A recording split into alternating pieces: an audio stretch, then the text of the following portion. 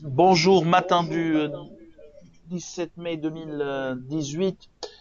Donc, un marché qui reprend sa tendance haussière et qui sera commenté par Bassem. Après, il y aura quelques actualités, notamment question de Cartas Cement pour l'assemblée, pour la communication financière. La BCT qui maintient ses taux. Et juste une petite information concernant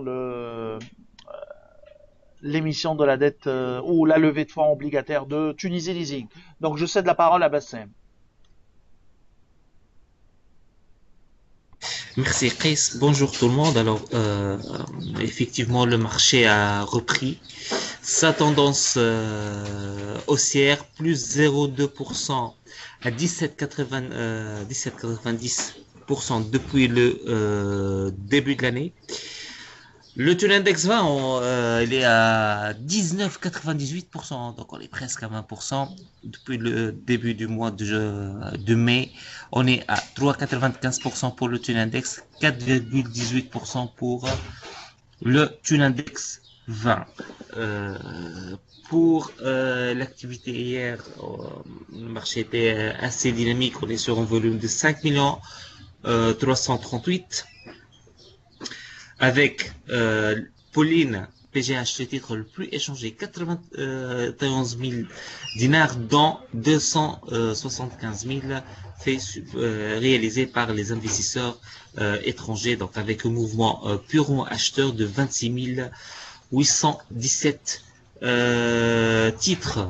Il y a également la SFBT, 486 000 titres, et la BNA, 436 000 titres.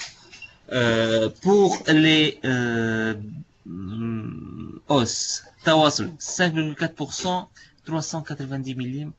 On est également à la Sopat, 1 dinar 19, 5,3. Donc les deux titres euh, ont réalisé un rallye très important. Pour les baisses, on est sur Sanimed, Electrostra, Sotumag, en dépit de ses résultats, Celcom, moins de 0,7% et Tunisair, 570 millim. Donc, c'est l'essentiel pour aujourd'hui. Nous sommes sur... aujourd'hui, on va commencer donc avec des séances écourtées. On rappelle que les échanges débutent à 9h30 et se terminent à 12h. Je passe directement la parole à Fatacha. Merci Bassem, bonjour tout le monde. Lors de la communication financière de CC tenue hier le 16 mai 2018, le directeur général a annoncé la finalisation du premier contrat portant sur l'exportation de 300 000 tonnes de clinker. Un nouveau contrat de 1 million de tonnes prévu d'ici février 2019 avec le même client marocain pourrait ramener un chiffre d'affaires additionnel d'environ 100 millions de dinars selon nos calculs, théoriquement sur 9 mois. CC a réussi à améliorer ses prix grâce à la bonne marche de l'opération précédente. Le cimentier a renforcé sa part de marché des ventes globales à 22,95% contre 18,99% au T1 2017. Sur le marché export, Carthage Cement représente une part de 54,76% du secteur, ce qui a réduit la part de marché de CC sur le marché local de 320 points de base. En outre, le cimentier a privilégié les ventes à l'export afin de réduire ses stocks à 157 000 tonnes contre 400 000 tonnes en 2017. Concernant le processus de cession, le président de Kalam Ahodig a indiqué que l'ouverture des plis est prévue pour la 3e semaine de juillet 2018. Je cède la parole à Qais. Merci Fatma, merci Bassem. Donc juste pour vous informer que la BCD donc a maintenu ses taux stables malgré un communiqué qui a été un peu dur envers disons l'aspect monétaire et en ce qui concerne l'aspect monétaire et financier, vu les taux d'inflation, les tensions sur le marché interbancaire.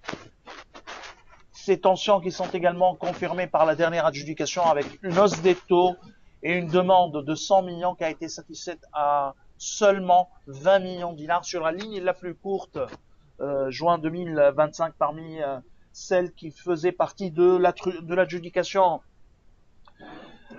Donc des difficultés confirmées en ce qui concerne la liquidité. Autre confirmation également pour les tensions sur les liquidités, sur la liquidité en Tunisie, c'est que après Modern Leasing, il y a Tunisie Leasing qui a annoncé l'émission d'un emprunt obligataire de l'emprunt obligataire donc de Tunisie Leasing qui est de 20 millions de dinars susceptible d'être porté à 30. Il y a eu une levée de 23 millions de dinars seulement pour probablement la meilleure signature du leasing en Tunisie. Pareil, c'était pour Modern Leasing la semaine dernière. Donc vraiment un contexte de liquidité très très difficile. À suivre également de près la question de la fameuse Wathiq Carthage Thnin, puisque on annonce d'après certains journaux qu'il y aura probablement, et on contre toute attente, un remaniement profond qui toucherait même le premier ministre, le chef du gouvernement, selon par exemple le journal La Presse, conditionné par sa non-présentation aux élections 2019.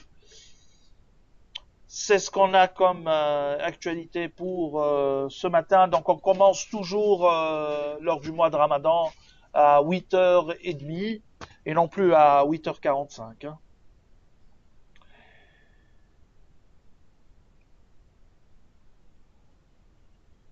Alors s'il n'y a pas de questions, je vous remercie pour votre attention. Au revoir, à demain.